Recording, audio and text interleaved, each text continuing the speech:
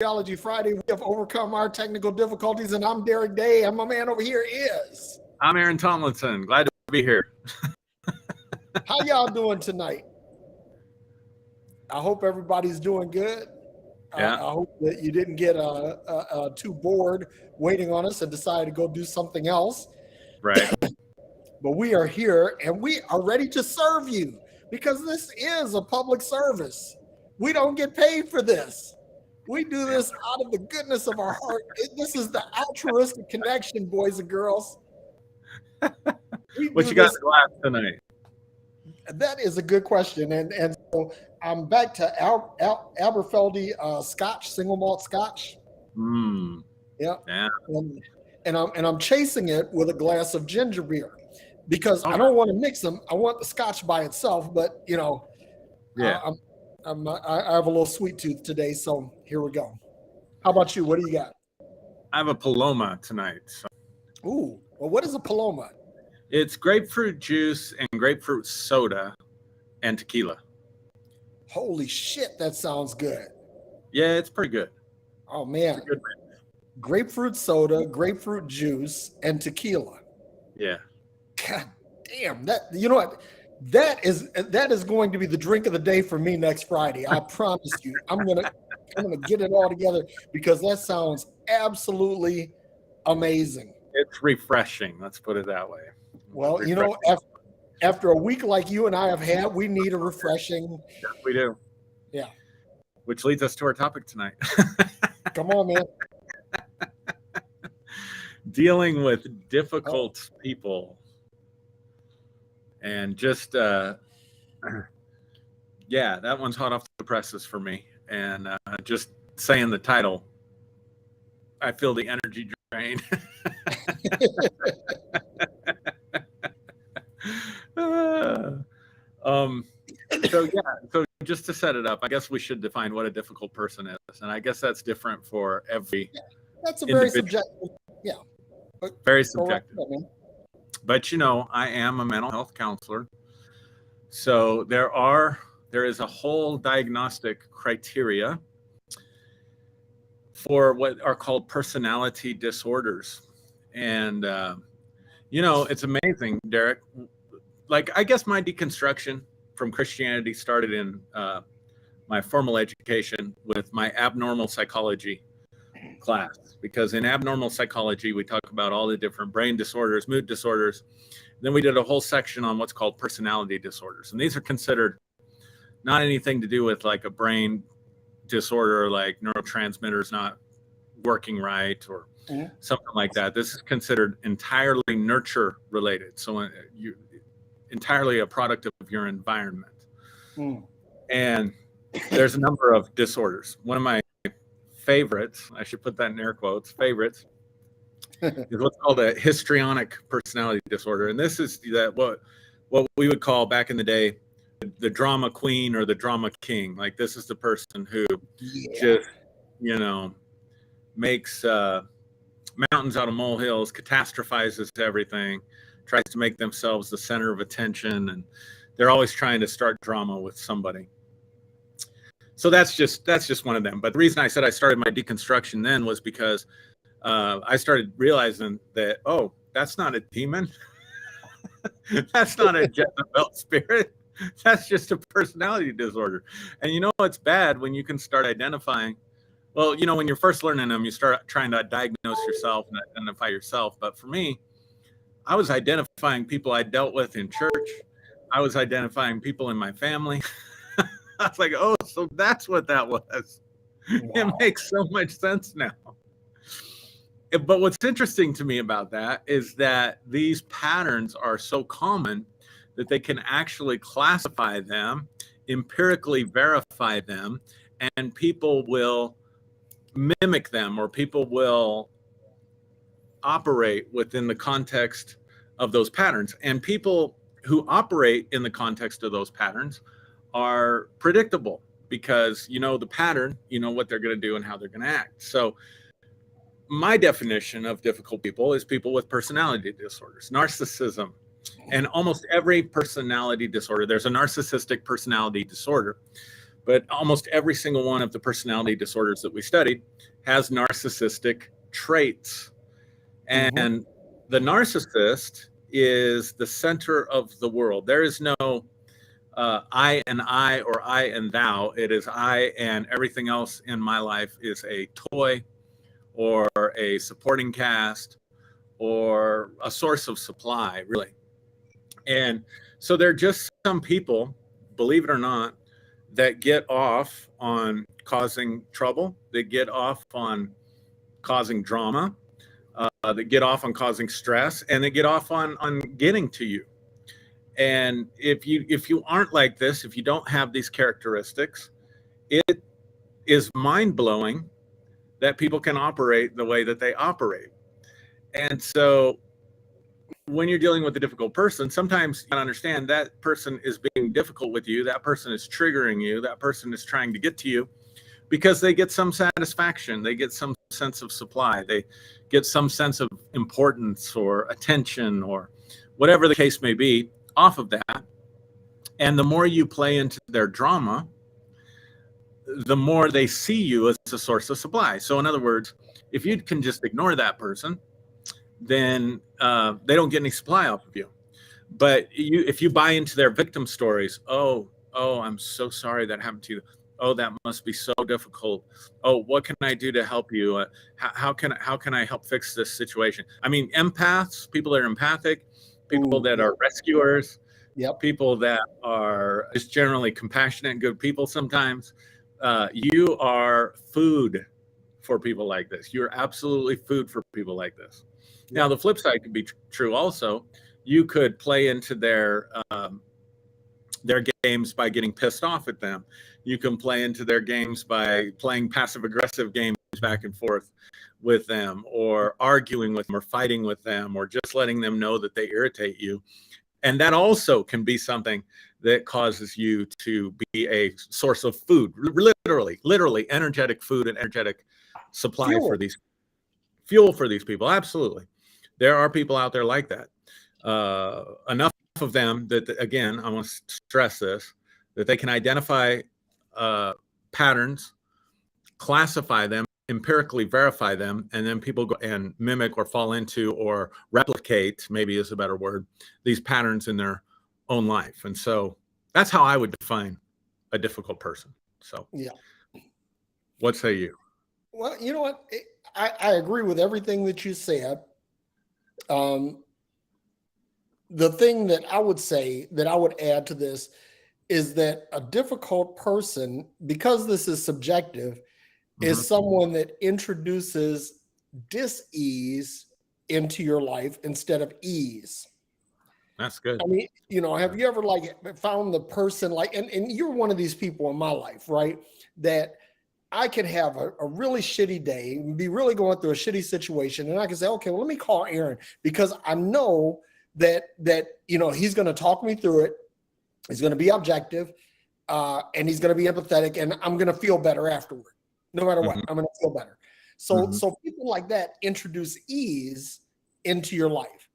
But then there are people that introduce dis-ease, that they take you out of your feeling of comfort. Yes. And the funny thing is that, you know, narcissism, you know, imposter syndrome, you know, God complex, and I mean, there are all these different disorders. And what I found is that I know I have a friend who has an incredible God complex. That basically everything revolves. Derrick, quit talking about me like this. But no, this isn't you. But this guy is one of the most pleasant guys to be around. Yeah. It's just that, you know, he's a bit of, he's very self-centered, you know, and that happens. This guy that I'm talking about is a physician, and that happens with physicians, right? Yeah, so I'm able to negotiate around this because other than that, the guy is like, he's one of these guys, he's the life of the party. He's fun to be around, but the world revolves around him. It's like before he gives any consideration to anything outside of him, it has to be about him first. Right. So it's like the personality disorders, them in and of themselves, are not the problem. But you did touch on this, right?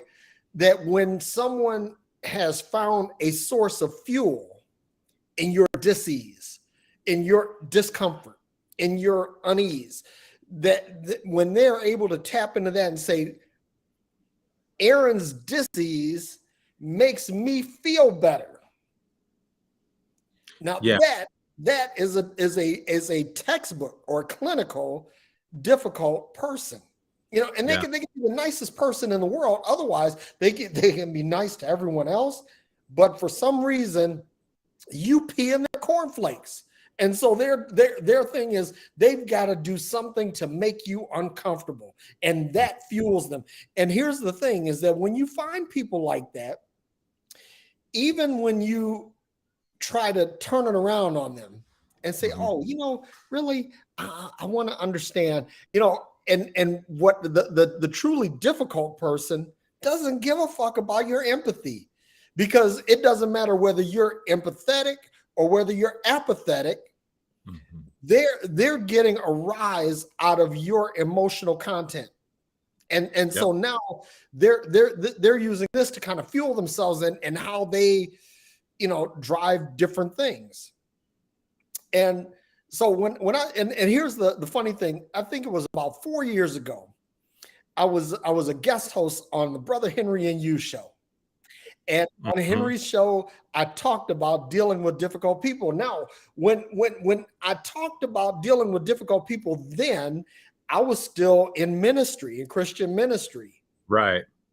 So my paradigm for dealing with difficult people then is different than my recipe or paradigm for dealing with difficult people now. Here's my how I deal with difficult people. If you are not contributing to my financial well-being or my standing in the community or anything like that, if you're difficult, you can actually go fuck yourself. That's how I deal with difficult people. It's like, listen, okay, you want to bring all this drama, okay, let me just make this really clear and basically empirical. Go fuck yourself. I'm not going to deal with your drama. And that might fuel them, but I think that a lot of times that response kind of shuts things down, because then they don't know what to do, because the fuel supply, the air has been cut off, right?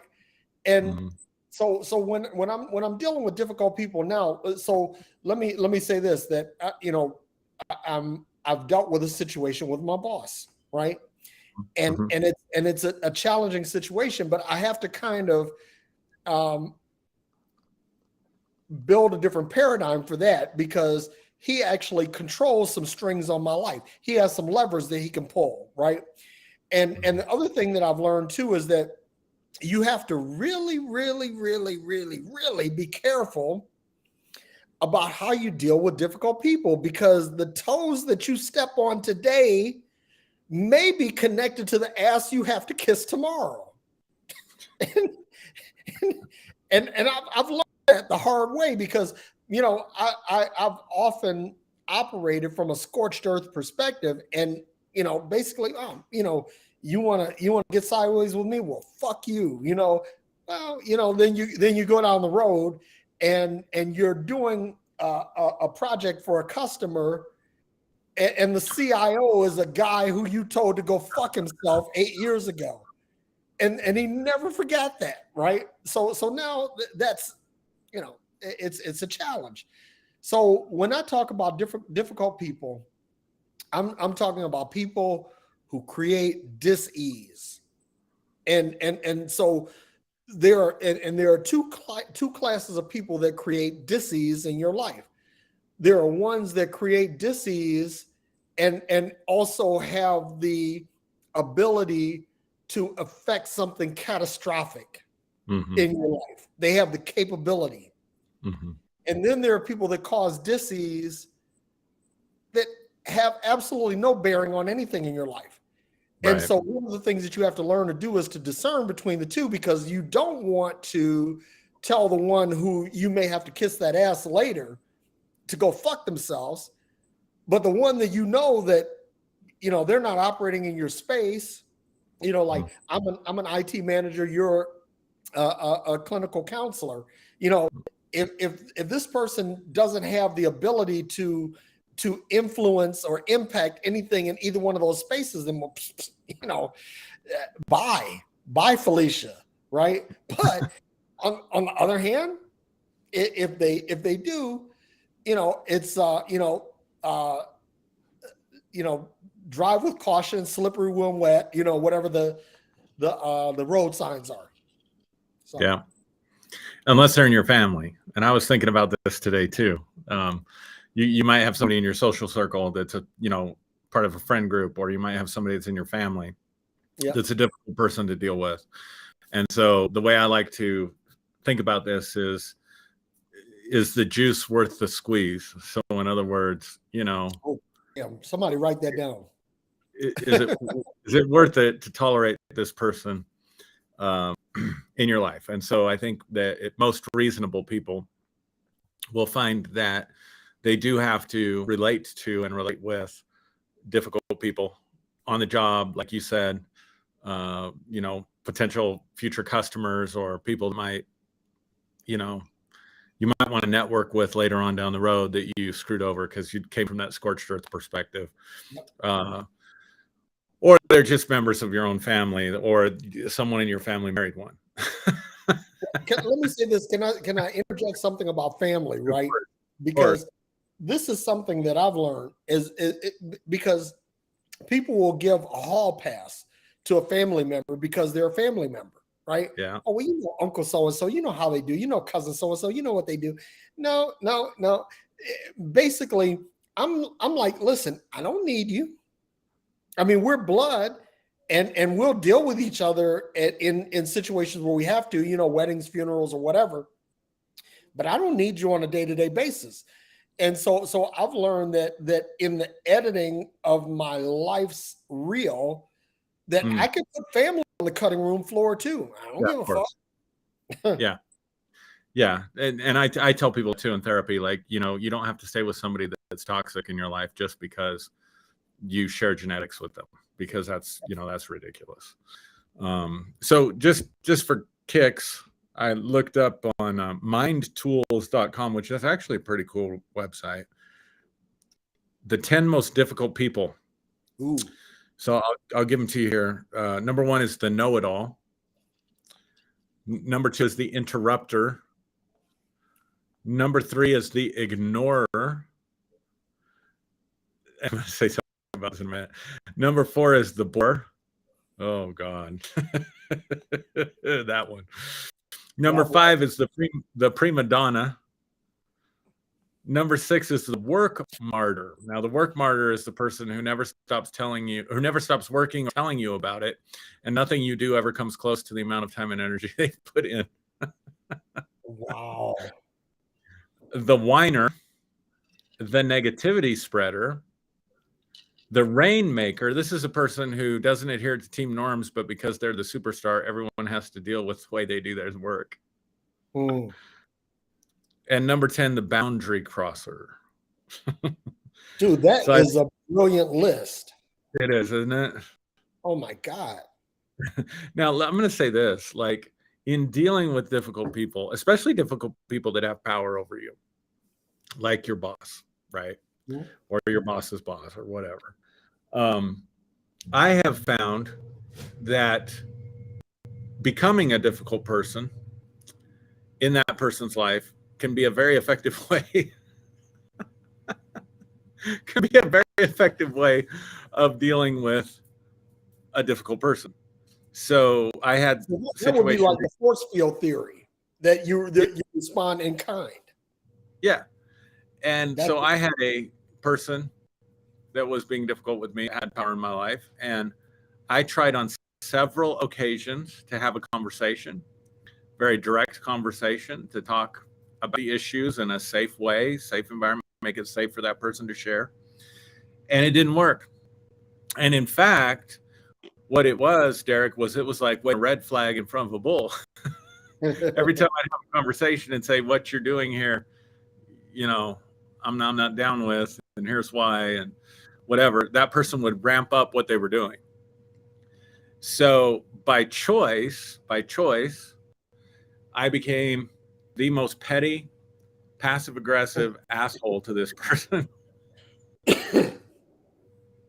But this is a difference. Like, difficult people, as a general rule, operate on automatic pilot. Like, that's just who they are. That's who they are in every context, in every situation, and to most people. What I'm saying is, I can see the value in some of these quote unquote difficult people when you're dealing with someone who's unreasonable. And so you have to apply some of these strategies in order to deal with that person and maintain your boundaries. And yeah. So in other words, you have to assume the persona of the difficult person. Yes. That's deep. It's my Virgo, my calculated Virgo coming. Okay. Because like in those kind of situations, like you said, being petty, I can get real petty. And when I've come to the conclusion that you're just going to be an asshole, then that means that's going to be my modus operandi. That's going to be my default mode for dealing with you. You're an asshole, so I'm going to be a bigger asshole. You're a dick, I'm going to be a bigger dick. I'm whatever it is that you are, I'm going to manifest it bigger, harder, and faster than you. And so when you look at all of those things, like the know-it-all, right? This is one of these things I want to deal with that one, because in religious circles, you catch that a lot. You know, people think that because they caught some revelation in scripture, that now they have some basis or some lever over you and everyone else, because they think they know something that you don't. And one of the things that I do, like, I've watched you because you're very similar in how I do this. Kyle, very similar. Broadnex is very similar. It's like, you know stuff, right?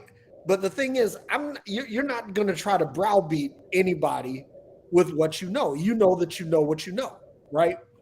But for me, and this is me, that when I see that you're trying to browbeat me with knowledge, that's when I'm going to pull my shorts down and I'm going to get all in your space. I'm going to, no holds barred. If you think that you're going to be a know-it-all, and I guess that's because maybe that is a repressed personality trait of my own, right? So, but the thing is that when people go into that zone, it's like I'm like, okay, that's where you want to be. All right, let's go toe to toe on knowledge. You know, some guy had said to me on a Facebook post, he said, well, I have commented on something Kyle had posted, and this guy says, well, you obviously haven't learned much in your experiences on Earth. And I'm like, you know, listen, I rarely do this, but I've had a very rich life. And I will compare my experiences with anybody's on a one-to-one basis. And chances are I'm gonna win. And that's not saying that I'm all suchy much or anything, just that I've had a very diverse life experience. Yeah, you have. But this guy, it was like, you know, and he says, yeah, I'm almost 80 years old. I'm like, dude, I said, age doesn't mean shit. I said, I'm almost 60, you know, but I said, I'll match one-to-one your experiences with mine. And then you could tell me, because I said, chances are you haven't been a pastor, you haven't been an ecumenical leader, you haven't been a theologian, you haven't been respected as one, you haven't been someone that people have come to you and asked for guidance or understanding on, particular subjects. You're just a guy that's lived a long time. And I've said this before, that living a long time is not a prerequisite for respect. It's like you think that because you've been walking the earth 70 years that the world owes you respect. Man, fuck you. That's not the way it works. Yeah, that's so true. So one of the things, let's just suppose you're in a situation where you have to deal with a difficult person. For whatever reason, you have to interact with them on a consistent basis. So the first thing I would say that I try to do in that situation is look at what is it inside of me that is allowing this person to bother me so much. Like, why am I getting so triggered here? Am I getting triggered because it's a mirror of something that I do, but it's a blind spot for me and I'm projecting? Ooh, good. Am I getting triggered because I'm judgmental about this issue? Am I getting triggered because I'm afraid of something? For example, obviously we all had to deal with, I'm sure, difficult bosses or difficult supervisors. Maybe you're afraid of getting fired, or you're afraid of getting written up, or not getting I don't know. Yeah. Reference letter or something. But at the end of the day, that comes back to me, right? So if I think my job, like one of the things I would encourage anybody, like if you don't learn anything and you want to have a better life, I encourage you to get to the place where you are not dependent on anything or anyone. In other words, as it's the one and only. So, I made a decision when I took this job that I'm working now. I want to go to work is the day I quit. Yeah. Now that hasn't proven out, but the problems have been solvable so far. And you know what I'm saying? Yeah. But what I'm saying by that is I'm not going to become so dependent on this one job that I'm going to act like it's my only source of supply. So that means I have to have confidence within myself that I can walk away from anything and create or produce or get something else. I can get another job. I can get a better job. I can get a different job. I don't have to stay here and tolerate that. That has to do with my own sense of competence, or what we call in psychology, self-efficacy, my ability to be effective within myself. Same thing applies to relationship. People stay in negative relationships because they don't believe necessarily that they have the power to build a better relationship or to build another relationship. So at the end of the day, we stay in situations where we're dealing with difficult people oftentimes because we think that we only have this one option. This is our end all be all. And we don't sit there and realize or have the confidence. So it's coming up from a place of insecurity. So we're letting that person get to us out of a place of insecurity because I may not be able to get a job that pays this well or that has this kind of benefits. So I'm going to sit here and I'm going to tolerate abuse, or I'm going to tolerate difficult people because I don't have enough confidence in myself to go out and get something else. Same thing in a relationship. I might stay in an abusive, difficult relationship because I don't believe that if I leave this relationship, I have the ability to make a better life with someone else. Yep. And that's you brought up something really key here, because dealing with difficult people, you can either face up to them or you can fear them, right? And facing up to them simply says that I'm going to create a strategy for, number one, dealing with them, and number two, inwardly coping with the situation that I have to deal with. So that's one thing. And then the other thing is boundaries, right? Boundaries. Right. I can't say enough about this, because if, it's funny, like in social media, you'll have a lot of people who want to argue with you. And chances are they want to argue with you because they know you have a platform. And because you have a platform, they're going to try to knock you off your pedestal, right? So I don't even entertain that, and this is one of the things people say. I've heard people say that I'm a shitty person because of this, but I'll delete and block people once they get to that point. Once I see that they're trying to do something detrimental to me. Because here's the thing: everything difficult is not disastrous. Everything difficult is not detrimental. There are some things that just represent a temporary inconvenience. Right. And if this difficulty represents a temporary inconvenience, okay, then you can make some decisions. You can say, okay, I'm going to deal with this, or I'm just going to form a wall between me and it, so that I don't have to deal with it. But the thing is that what you have to look at is does this represent a short-term difficulty or a long-term difficulty? I mean, because if it just represents a tactical setback, a tactical inconvenience, you might want to let it slide. Right. I mean, that I don't. I don't care whether it's tactical or strategic. I don't care whether it's minor or major. It's basically when you create dis-ease in my space, you've got to go. And that's really just how I deal with it. But not everybody's cut that way, and not everybody has to do it that way. I'm not telling anyone that this is how you should do it. I'm going to tell you that this is how I do it, and govern yourself accordingly. But if it's something that represents a long-term dis-ease, see, there's a difference between catching a cold and getting cancer. Yeah. If okay, I got a cold, I got a sneeze, I got a cough, I got a sniffle, I got a fever. Okay, yeah, I can deal with that. These are things, they represent a minor inconvenience and they will pass. This too shall pass.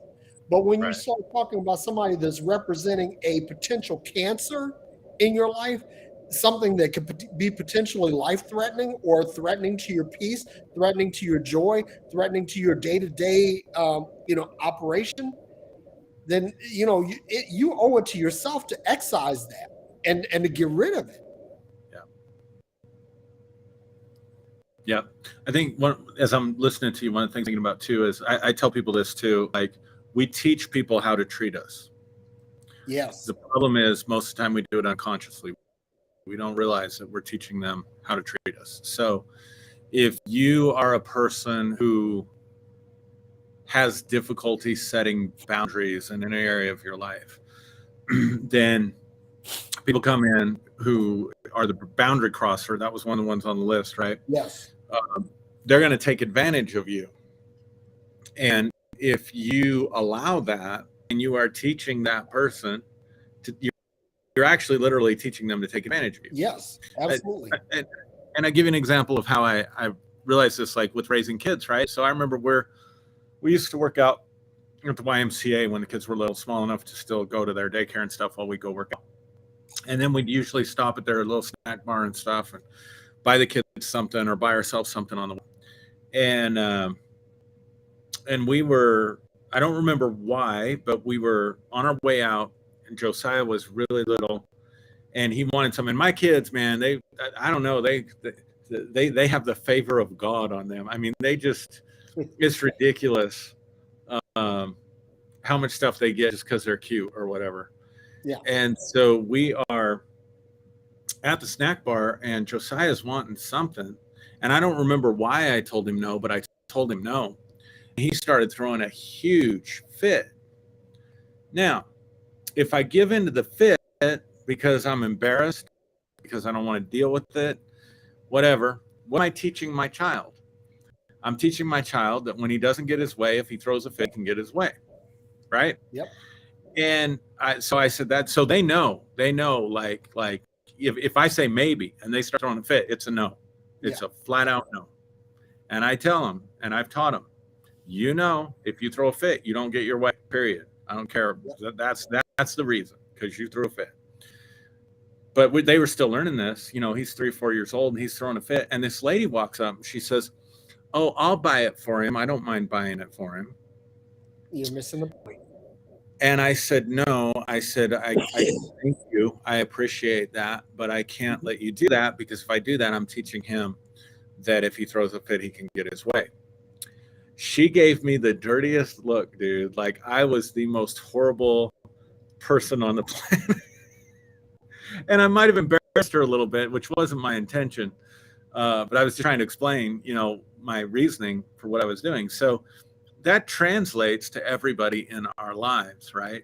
Yeah. So what I always tell people, that they have found themselves in a controlling relationship, they found themselves in a relationship with a manipulator, maybe a narcissistic abuser, whatever the case may be. I always tell them, if you give in this time, because when you set a boundary with someone who is narcissistic or the boundary crosser, who's been benefiting and profiting off of your not setting boundaries. And this is where not being a victim is really, really important and empowering. So, oh, this person's abusing me. Oh, this person's taking advantage of me. This is not victim blaming. It's just saying you have put up with it. So therefore you have taught this person that they can abuse you without consequences. If you want the abuse to stop, you have to change what you're doing in order to teach them something else, right? Yep. But here's what usually happens. They will set boundaries and they'll keep raising the ante. They'll keep raising the bar. So the silent treatment, or I threw a hellacious fit, put my fist through the wall, and you didn't give me what I wanted. So now I'm giving you the silent treatment. Yeah. Giving you the silent treatment, I didn't get what I wanted. So now I'm sending my flying monkeys after you, which means I'm turning other people in your life that are important to you against you to come at you to get me what I want. And the thing is what I tell people is, when you start setting boundaries, you got to go all the way, because you will reach a point with that person where they give up, where they learn, okay, doesn't matter what I do, this person's not going to give in like they used to give in. But if they raise the bar 2 or 3 levels, let's say, put their foot through the wall, you don't give in, give you the silent treatment, you don't give in, send their flying monkeys after you, got to me and I gave in. The next time you go to set that boundary, they're going to escalate it 1 notch more. Right. Exactly. Because you've taught them that as long as they escalate it enough, you're going to give in. So being able to know your boundaries and communicate your boundaries effectively and not allow people to treat you a certain way, you are teaching people how to treat you in the future. And you brought up a really interesting point, because you have good looking kids, right? And I'm going to tell you something. Physical beauty, for better or for worse, has a huge lever on how people treat them. Yep. Right. For sure. Because I've experienced the same thing with my sons, because they're good looking, because they're charismatic, because they, and so people will make concessions for them that I won't. Right. And I'm denying these concessions because of the levers that can be pulled because of their physical attributes. Right. So in other words, when somebody is trying to say, well, okay, like in your case, the lady said, I'll buy it for them. Well, why is she buying it for them? She's buying it for them because she thinks these kids are cute, and she sees the ethnic disparity in your family dynamic, and so she's thinking in her mind that she's doing something good, right? Yep. But you have to remember that, okay, after this particular incident, my kids are going to have to continue to live. they're going to have to continue to thrive. So I need to set something up that says that you are not going to get any better treatment because you're good looking, because you're sweet, because you're nice, and all of that. That this is and that is a boundary. That is a boundary. Yeah. And here's the funny thing is that, and I'm sure you've experienced this because you're a good looking guy. You know, when you have physical attributes, it's like people are willing to do things for you that they won't do for others. Or the flip side of that is that they will try to knock you down a peg because of your physical attribute. And so you have to basically say, okay, is this response based on my physical attribute? Is this something that is intended to erect a barrier for me? Now, if it's intended to erect a barrier for me, then I need to make sure that I erect the appropriate barriers, the appropriate boundaries to prevent this from impacting my life. And that's a challenge. That's a real challenge because, like I said, like I'll give you I'm going to pick on Vanessa Brooks because Vanessa is attractive, right? And because she's attractive, she's going to get a hall pass from a lot of people, but she's also going to get beat up on by a lot of people because of her appearance, right? And so you have to basically set these boundaries and say, okay, I'm not going to allow someone either to create a pathway for me or to create an obstacle for me based on my appearance. And that's a challenge because unfortunately, people deal with people based on appearance. They do things based on affinity. You know, I went to the same school. We're part of the same fraternity. You know, we're from the same hometown, right? And so people will make concessions for you because of these things. Excuse me. Or someone may erect a barrier. You know, they may not like anybody from Pueblo, Colorado. You know, Pueblo may be, it's like the Three Stooges skit, you know, Niagara Falls, slowly I turn, right? That because of Pueblo, Colorado, they're triggered. And now they're going to do something harmful to you because of your geographic place of origin. Yeah. So, yeah. That's a real thing. I saw a thing that went around on the internet, like that somebody published, and it was things that only make sense to people who live in Colorado. And I don't know, number 20 or something was it had a Simba and what was his dad's? Mufasa. Yeah, they're sitting. Yeah, Mufasa and Simba are sitting on the rock, right at Pride Rock, and they're looking over at the Shadowlands. Yeah. And Simba says, "Dad, what is that, dark place over there?" And Mufasa says, "That's Pueblo, son. We never go there."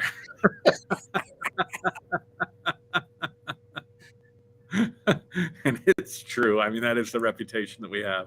You know, Detroit is the same way, by the way. Just is it? You never go to Detroit.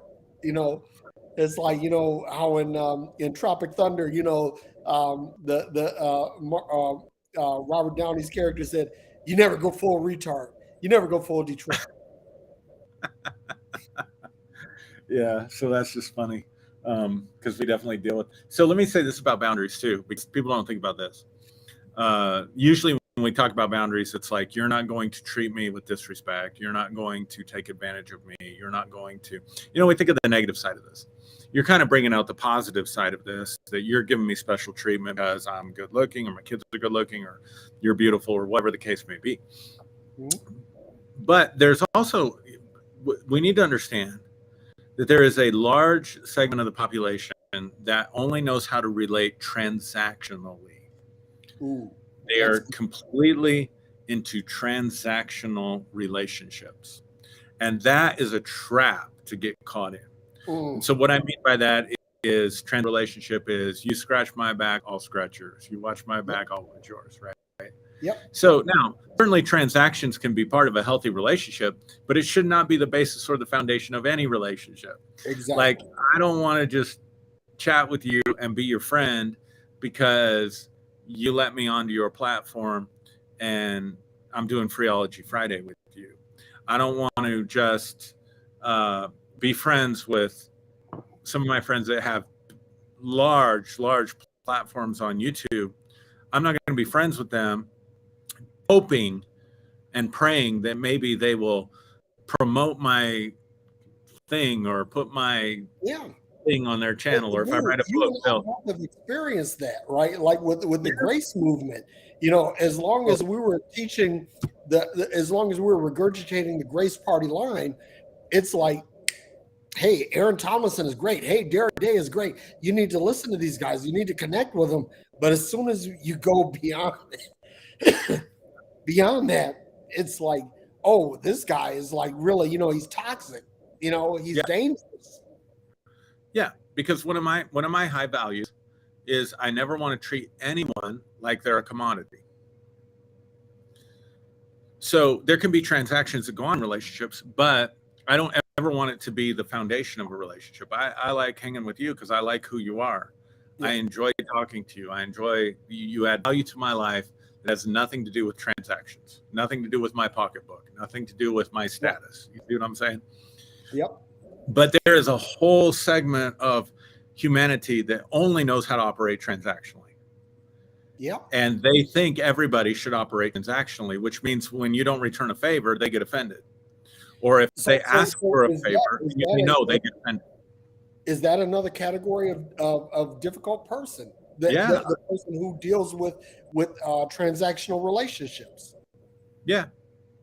Yeah. So, you know, Derrick, you didn't let me promote my latest whatever. Right. You know, network marketing scheme, or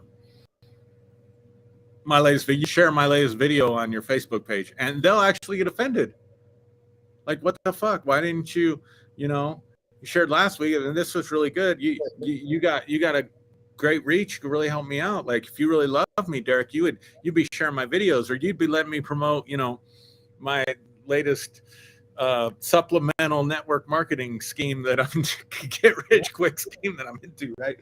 So back to boundaries. So understand that people will do you favors, people will do nice things for you, but they're doing it from a place of being transactional rather than from a place of I just love you and want to do this for you, right? Right. So in other words, they're doing that to ingratiate you or to make you feel indebted so they can call in a favor later on. So sometimes setting boundaries is not receiving gifts or not thank you very much. I really appreciate that. But you know, I'm really careful about letting people that have power over me do favors for me. Yeah. And I'm talking about like personal favors, like, you know, like you stuff, or I'm gonna come over and help paint, or I'm gonna help you move. Oh dear God, you know, how many people did I feel obligated to help move because they helped me move? Or you know what I'm saying? So sometimes you have to know intuitively, like, there's something wrong here. Thank you very much, but I can't receive this, you know, give it to this person over here or something like that. Well, you know, they said that like that the definition of character is how you treat people that can't do anything for you. Yeah. You know, and there are some people that honestly they can't really do anything for me. But excuse me. I don't know what it is, man. I have to take a COVID test. Damn it. But you know, what I do is I try to make sure that that a balance of my relationships are people that want to have a relationship with me, not for anything that I can do. Right. Because, I've got a big platform. I can share their book, or I can share their whatever. But when I find somebody that's like, hey, I want to hear what you think Right. about thus and such. Where's your Right. headspace on this? And people like that go to the head of the line for me. Because there are a lot of people that they only want their relationship with you because of what you can do for them, especially when you're in a position to do something for them. So I'm very careful to guard those relationships and to exercise those boundaries that for someone that's all they're looking for is what can you do for them? Well, I really can't. Yeah. Yeah. I mean, you and I both know some famous people, right? Mm-hmm. And I remember one of the guys that I became friends with, when I first met him, and it was a group setting. It was a weird set of circumstances, and it was awkward. He was so guarded, right? So guarded with me. And I've never been impressed with celebrity status. That's just not my thing. Just not my thing. Yep. And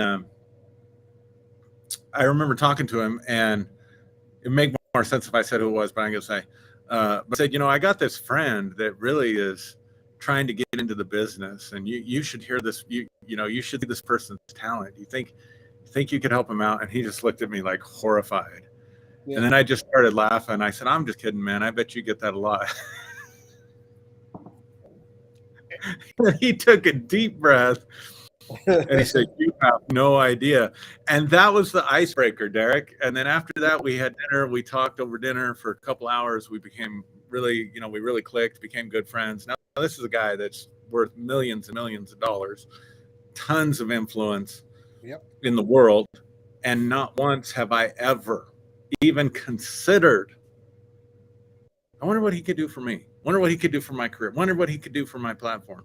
And I know you're the same way, because we've talked about that. It's one of the things I really, really respect about you, because that told me, when you told me about that, the people you knew and stuff like that, that told me that you are not a transactional type of person. You don't see people in your life as a commodity. Now, I don't know how we got from difficult people, dealing with difficult people, to this. I think this is an important point. That's in the wheelhouse. Yeah. Because, some difficult people are transactional people. And when people come to you because they think that you can do something for them, and, I got to share this story with you. I'm not going to tell the guy's name, but this guy wrote one of my favorite songs of all time. And it's like, I'm just a friend of his. And part of me wants to, go into complete fanboy mode and say, dude, this song, but I'm like, no, because that taints the relationship that I have with him. Right. Because then, now we're not talking about music. We're talking about record sales, and we're talking about something that has impacted me, and boundaries get shifted. So I want to make sure that, like the people, I have like a lot of celebrity friends, a lot of them. And it would be easy to name drop and say, hey, this guy and this gal and this, this, that, and the other. But I don't do that, because the one thing that I want to do is I want to respect their space. I want to respect their boundaries. I don't want to become a difficult person for them. In other words, like, okay, now everybody knows that I know this person that wrote this song. And so now everybody's coming to me, oh yeah, and so they look at my friends list and they see that person, and so now they're bombarding this person with friend requests, and that creates a difficulty, that creates a barrier, that creates something that creates dis-ease, because this person was comfortable in their understanding of their talent and their contribution to the music industry with me, and now I've used this as a lever to increase my own social standing, and that's not cool. So so basically it's like, I don't want to be, and let me say this, when you said, hey, this is a great topic, and I said, yeah, this really is a great topic, because I don't want to be that difficult person. Right. So let me address that for a minute, Derrick, because I have told people in my life, in fact, all my coworkers know, I told every single one of my coworkers, I said, look, we've had a couple, I've been there, I think going on 4 years, almost 4 years this August.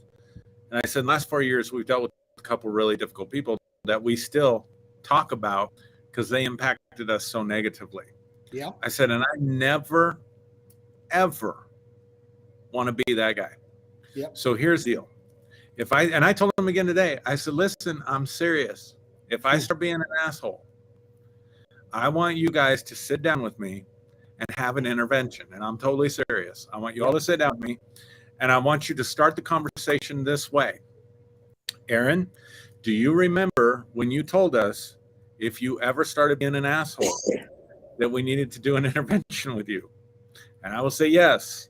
And then you will say, today is that day.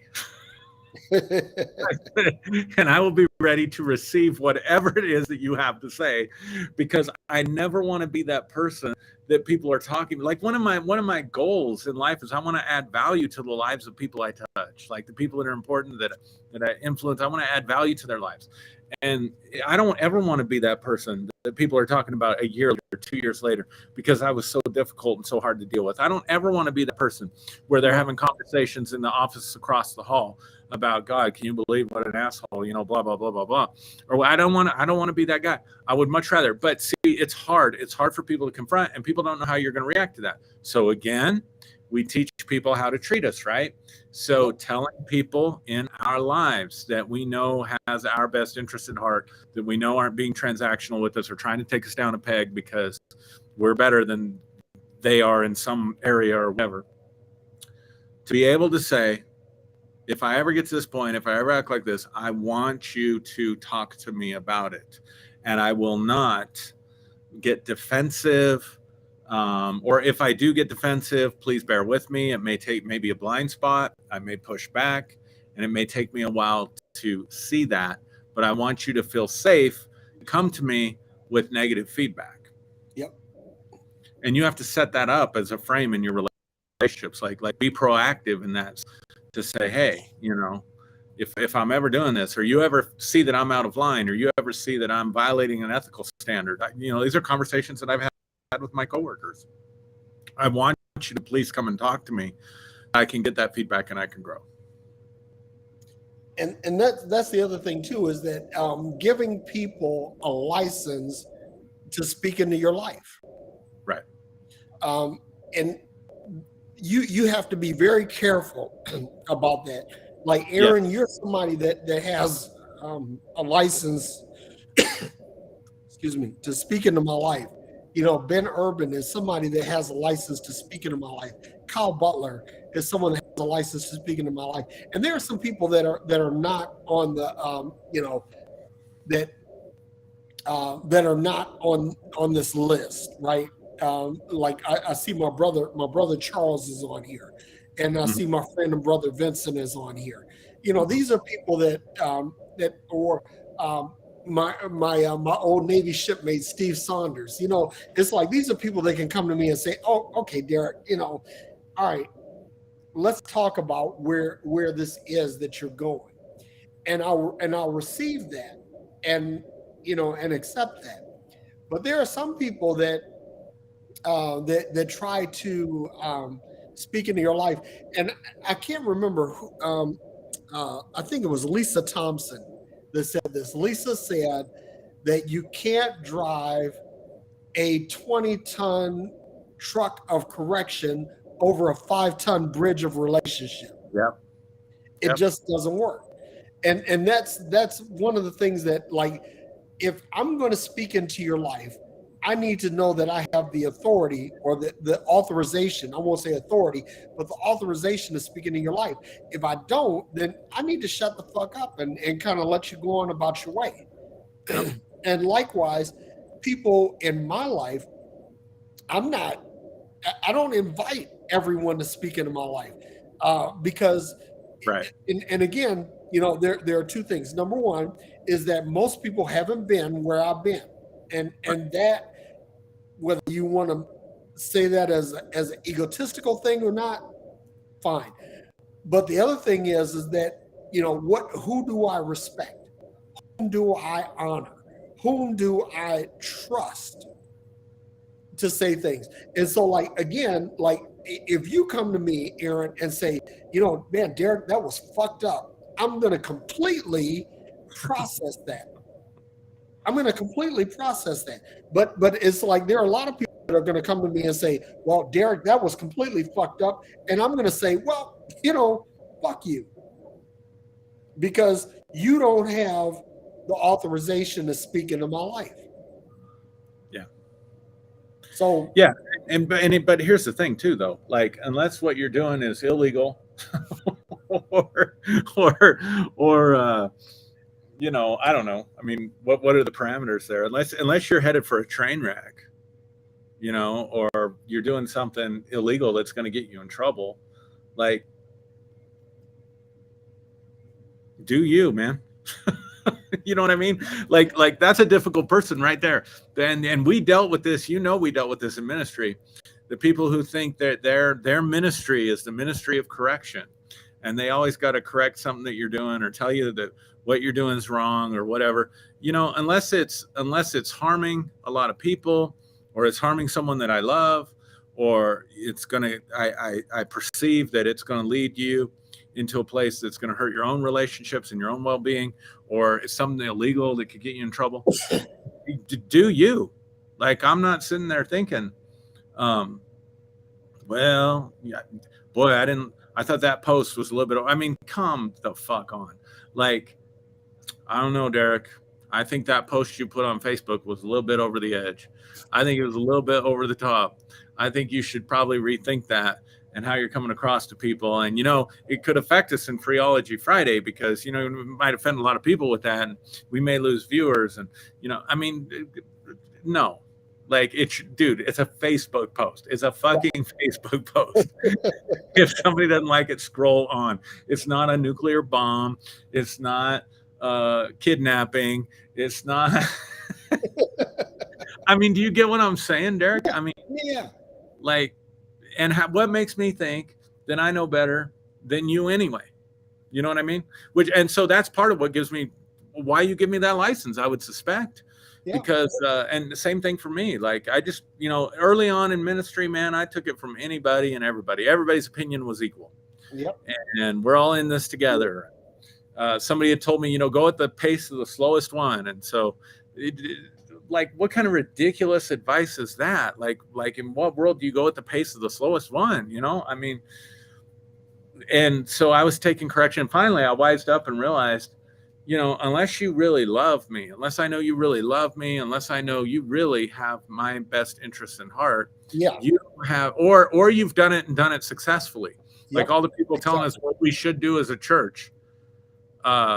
When did you start a church? How many books on church growth have you read? Fuck you. Holy shit. Our green room is blowing up here, Aaron. Oh, okay. All right.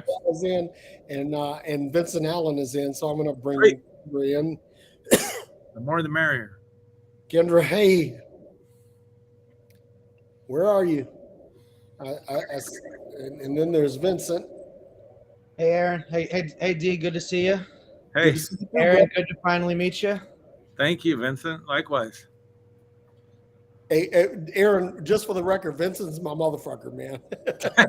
Yeah, Derrick and I fuck together hard body. Like he's my people. Like you're dead on what you're saying though, Aaron. Like what you guys are saying. Like not everyone just deserves an opinion. I mean, they're gonna have an opinion, but like an opinion they gotta listen to. Exactly. I mean, and I really resonate with what you're saying, Aaron, because like you know, I was a seminarian, and you know, I've worked for more churches over the years than I care to count, and everyone feels like they get you teach something.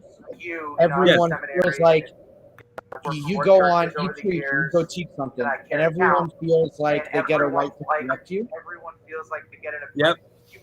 Hang on for a second. I think more to the point is that a significant amount of people in ministry's theology, saying nothing about the fact that Derrick's perspective on theology doesn't advance a damn thing, their theology is skewed and bankrupt and is not grounded in any level of study, right? Like they begin to tell you anything about historicity or any of it, right? And so they're telling you this or that and telling you need to go back and learn and go back at this, and you're going like, do you know how many years I spent at seminary? Like, you decided to be a minister 5 minutes ago and put like profit in front of your name on Facebook. Exactly.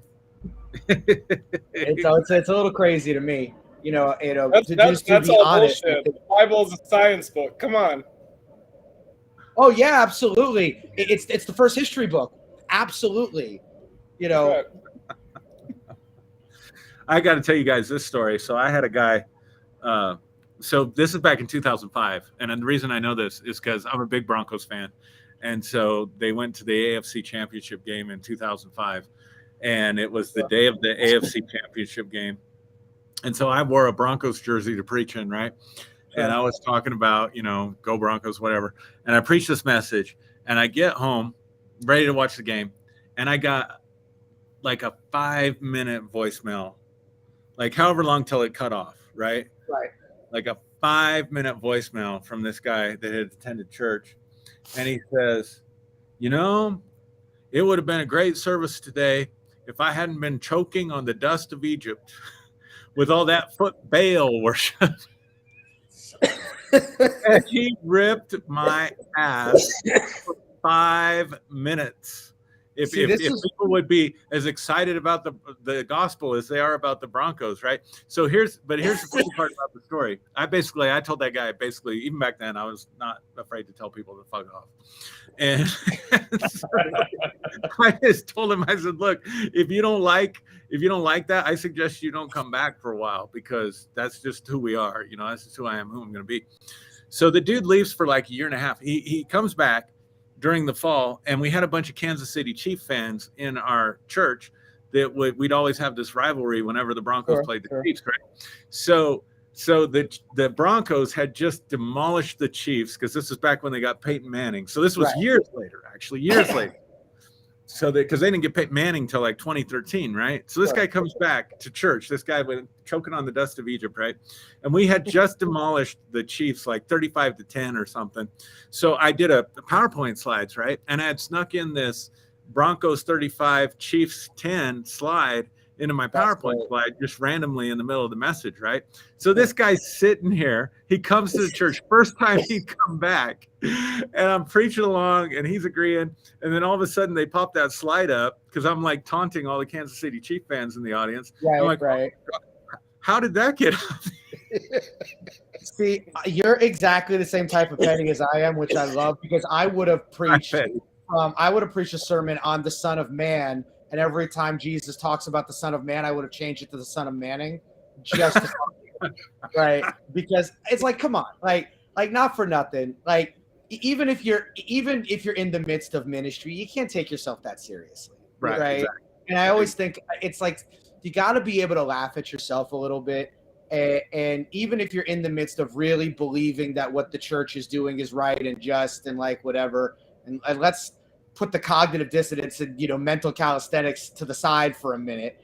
But I mean, you got to be able to take it can't be all serious all the time. I mean, yes, preaching should be serious, but also like it's a little pathologically absurd to sit there and be coming out of a book that has at a minimum 66 authors, 2 different languages, and then you're proof texting your way through everything, right? And then the whole practice of it is a little absurd, right? And so I'm the same type.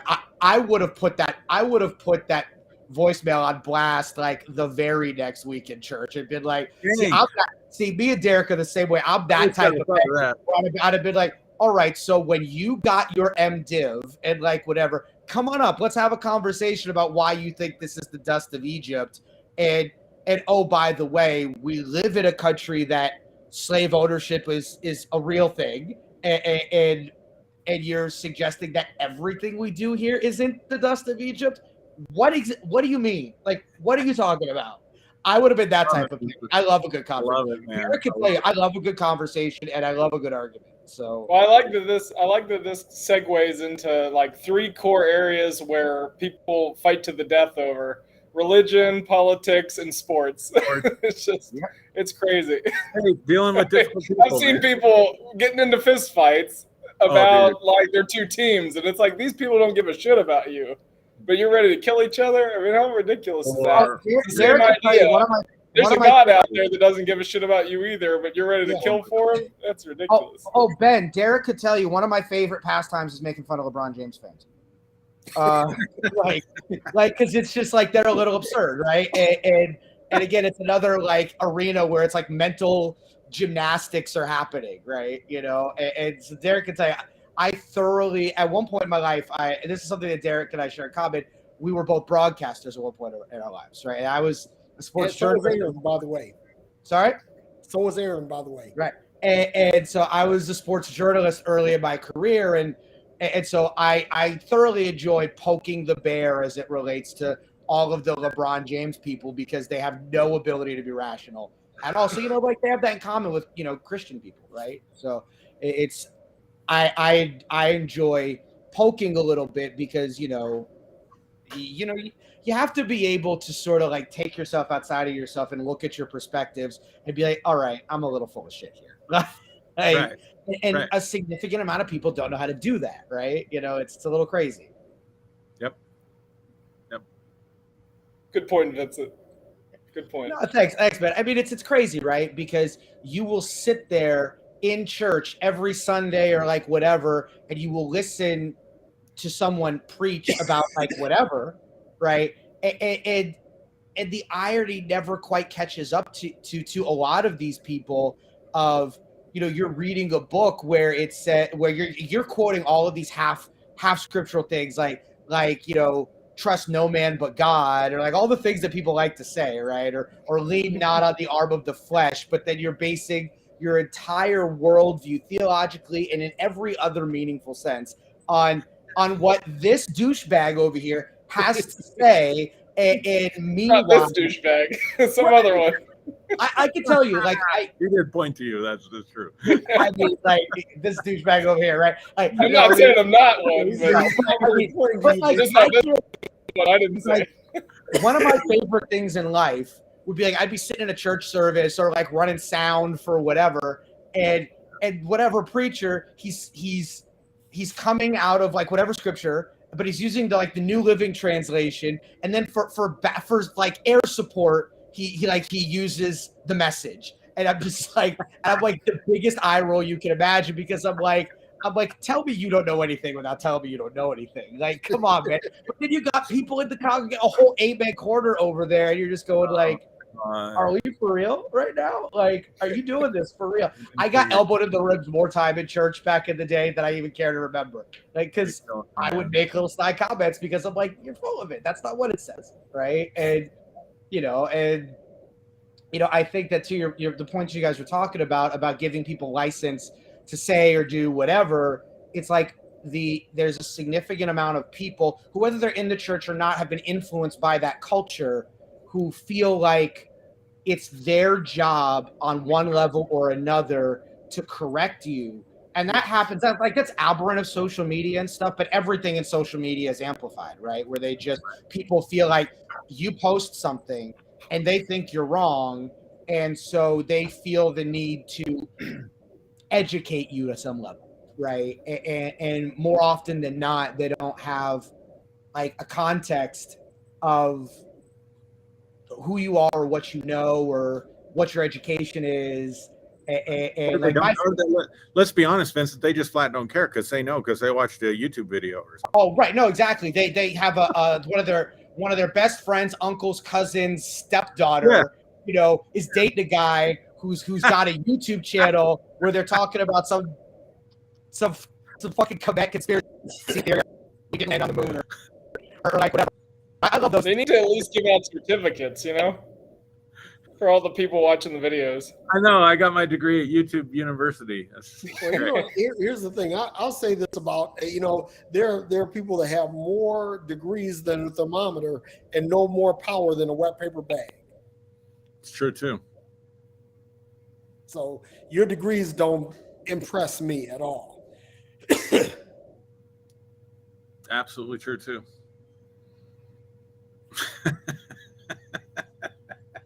Dealing with difficult people. That would be a whole episode in and of itself. Dealing with difficult people on Facebook or social media. Really? Right? Yep. Like, I mean, it's dealing with difficult people in general. That this has some blowback into how we deal with social media relationships, right? Right. Are we? Are the relationships difficult? Or are they easy? Or, and again, I go back to what I said earlier, that a relationship is either going to give you ease or dis-ease. Yeah. And so I'm very careful when I look at relationships that cause me dis-ease, I either limit them or I eliminate them. That's what I do. I don't fuck around with it. Well, let me push back on you for a second, Derrick. And Aaron, if I understand your background, no, Vincent, you can't push back on me, man. Fuck you. No, fuck you can't take into his life. Difficult people. We just cancel them.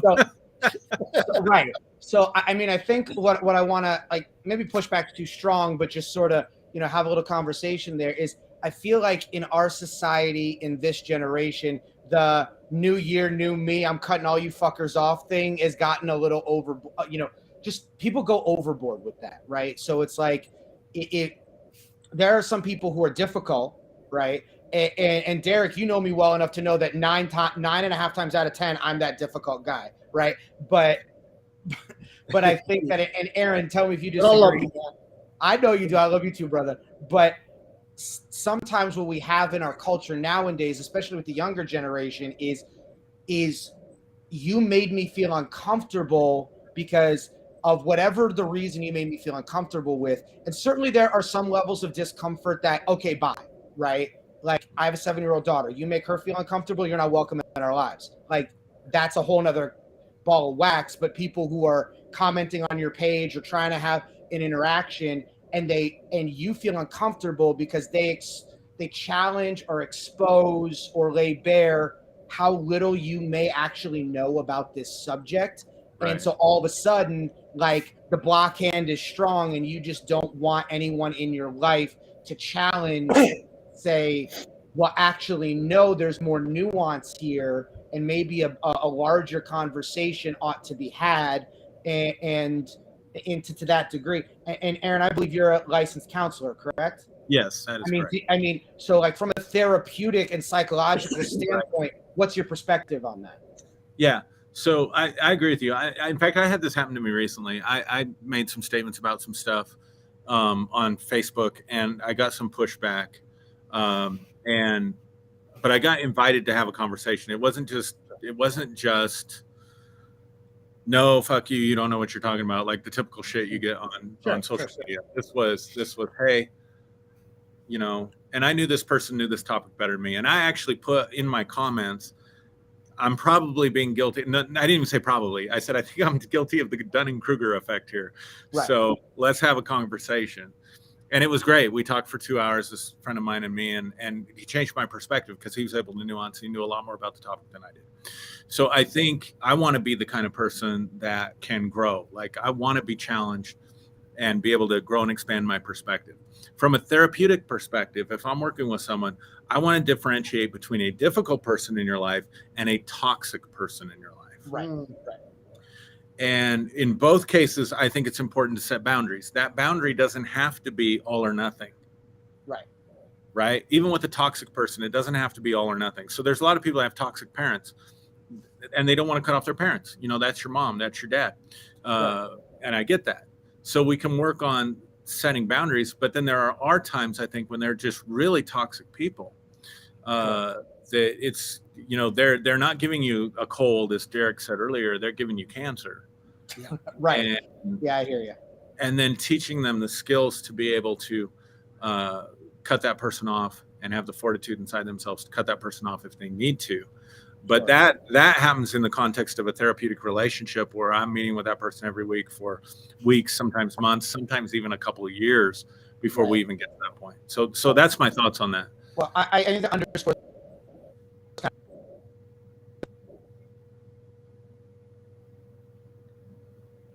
I can't hear Vincent. I don't know if the rest of you guys can.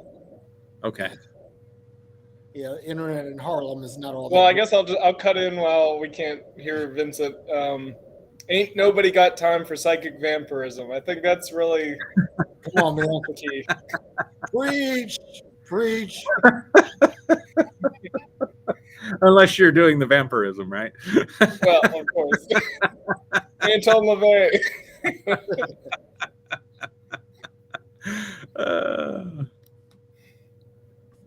That's great stuff. LaVey, that's great.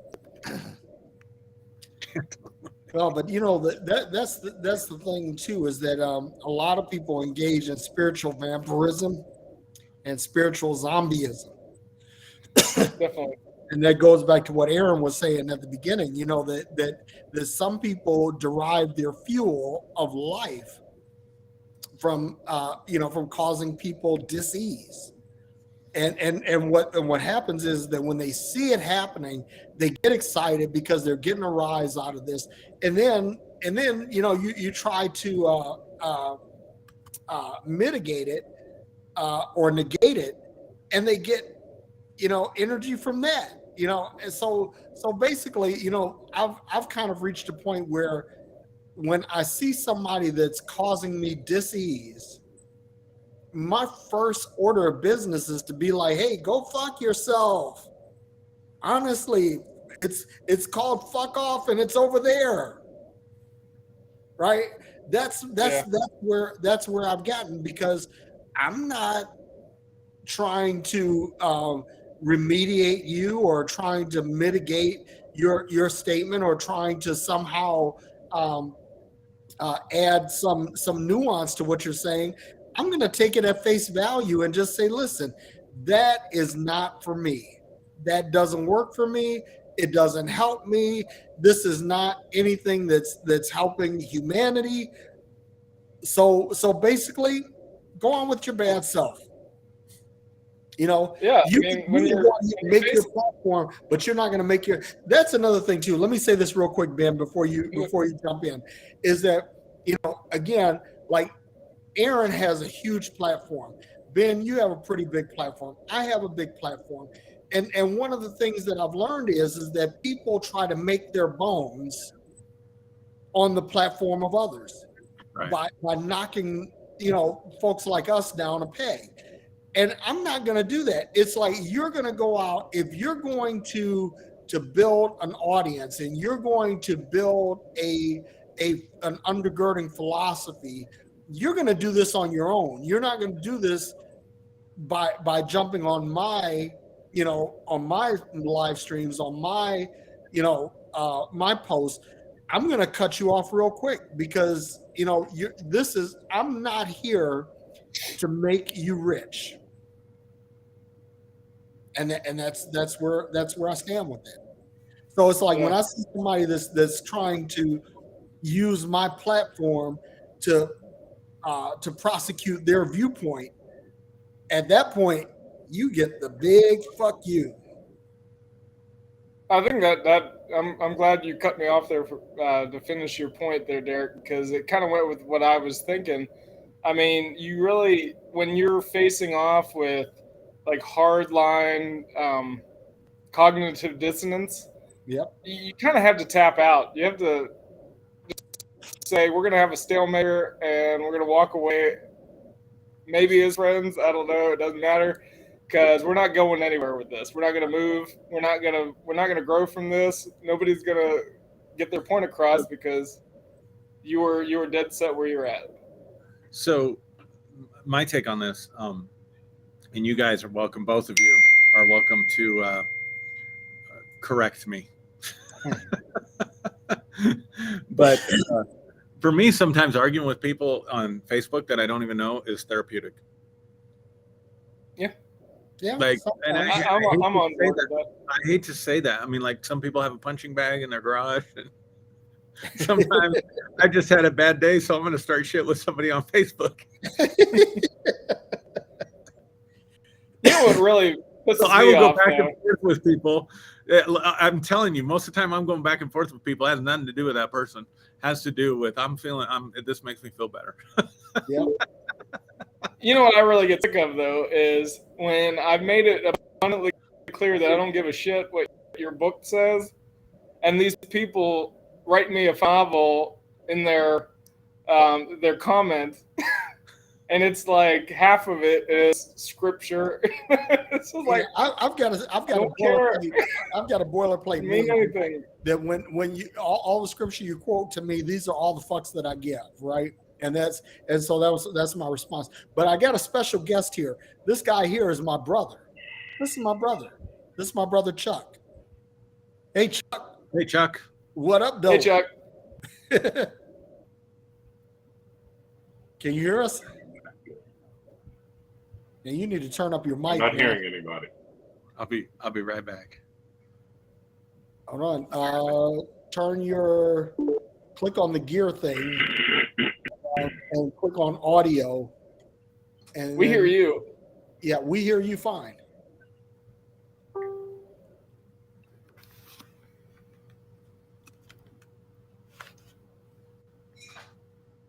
Yep. You see that, Chuck? We hear you.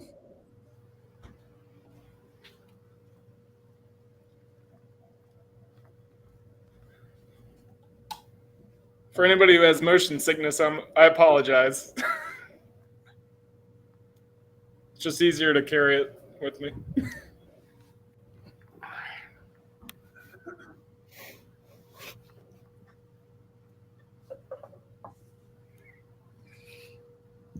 Yeah, but I'm really glad to have my family on, but he can't hear us. He bailed out. Oh, now he's bailing back in. No, that's Vincent. Vincent's back on. Hey guys, sorry about that. My laptop decided it hated itself, like mid-sentence. Yeah, you got a Windows PC, right? It's actually a Mac. It's just getting a little long in the tooth, but so just the audio decided it didn't like itself. Is your laptop a slave to exclusive religion? Because that makes sense. Well, it's certainly a slave to a walled garden of sorts, but we can blame Steve Jobs for that. I mean, Mac fanboyism is definitely a religion of sorts. So yeah, it is, and I'm the high priest of that religion. I am known as the Mac Daddy. Well, I mean, but does that have anything to do with your computer choice there, Derrick? Yeah, that too. Well, both my Mac devices conked out on me, so I'm a fair weather worshiper. Well, the thing is, it's like, and Derrick and I talk about this offline sometimes, just as technologists, right? Is sometimes Apple's choices about what they want to do make it difficult. You know what I mean? Like there's a lot of tools that people use to broadcast or stream that just don't want to function on the Apple silicon, right? And so until we sort of developers catch up with that, it's forced a lot of people off of Apple devices. Yep. Yeah, as long as I can do word processing and spreadsheets, I don't care. it's like it just absolutely works with everything. Sure. Yeah. No. Agreed. Yeah. Right. So I like to say that I'm apostolic. That's hysterical. That's hysterical. That was a good dad joke right there. I know. Yeah, it's like it works with the hat. And by the way, the hat, there's a purpose for this because Carl Forehand hates my straw hat. Carl Forehand carrying over from I think last week or the week before. Yeah, he's actually on record as saying that he hates my hat. So I'm wearing a hat that Carl will find pleasing. That's funny. Because I love Carl. That's funny. But you know what though? I'm in the process of buying that straw hat and sending it to Carl. I thought you already did that. I haven't done it yet. That is the appropriate amount of petty, Derrick. That's absolutely the appropriate amount of petty. Oh, it's petty with money applied to it. That's the height of petty. That's a fuck you investment right there. No, but I love Carl so much that's I want to share this with him. That's amazing.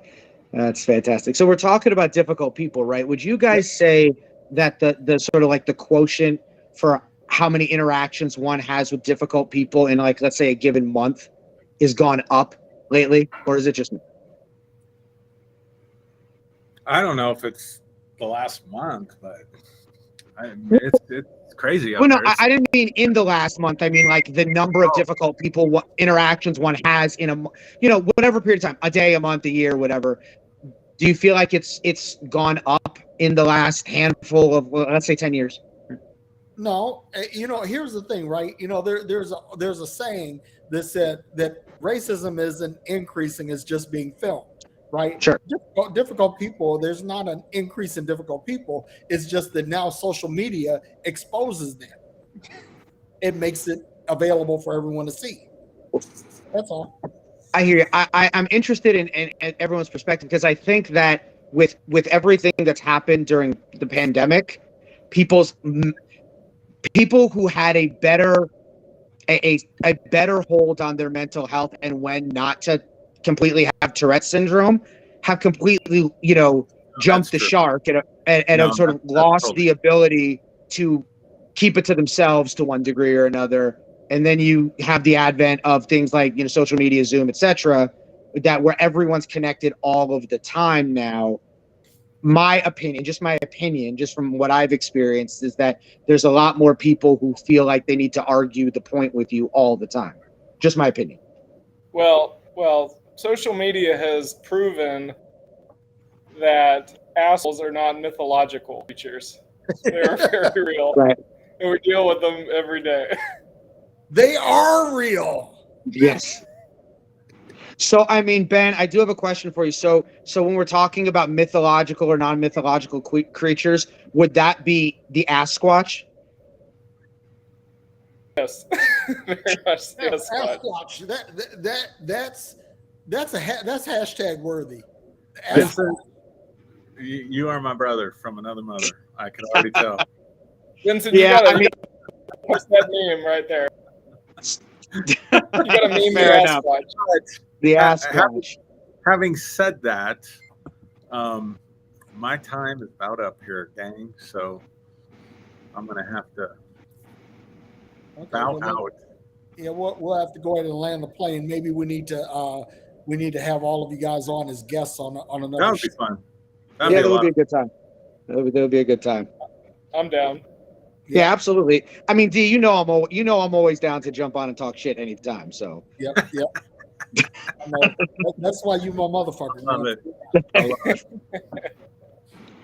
So with that being said, Aaron, go ahead and give the closing, and we're going to go ahead and bail out. Let me just, before I give the closing, I got to say this, right? So I used a little too much hair paste yesterday. Just a little too much. More than a little dab of Brill cream, huh? And every time I looked in the damn mirror, I thought, I look like I didn't take a shower today. That's funny. I was so bothered by that. You have the official Steve Bannon look. I was like, what the hell? I did. Oh God!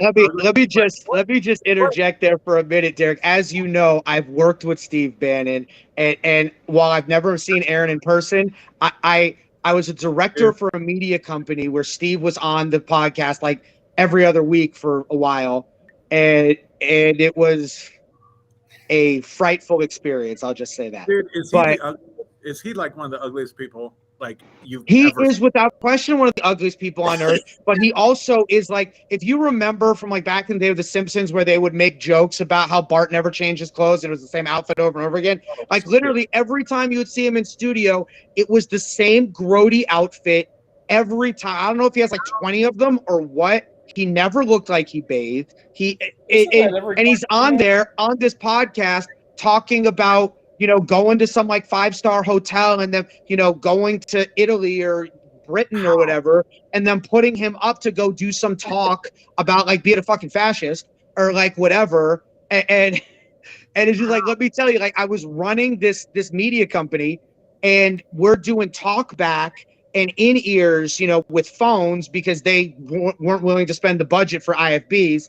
And so he's using my phone because he didn't have like a phone that had like the capability to do wired headphones. And there's my on my lock screen is a picture of me with my very biracial daughter on, and I'm sitting there going like, this is going to be a problem. Like I'm just sitting there on the video switcher going like, fuck the entire time because the man is a toolbox and a half. Right. And how the hell does he have influence? I don't understand. Because people are dumb. Like people in large groups are dumb. Like and will believe anything you tell them. Don't go too deep there because that's a whole nother show. All right. So on absolutely. That note, next week, mob mentality. On that note, peace and Steve Bannon hair grease. Oh, that's ugly, man. I'm out, brothers. All right. Love you. All right, peace, Aaron. Thanks for joining in. Love you guys. All right.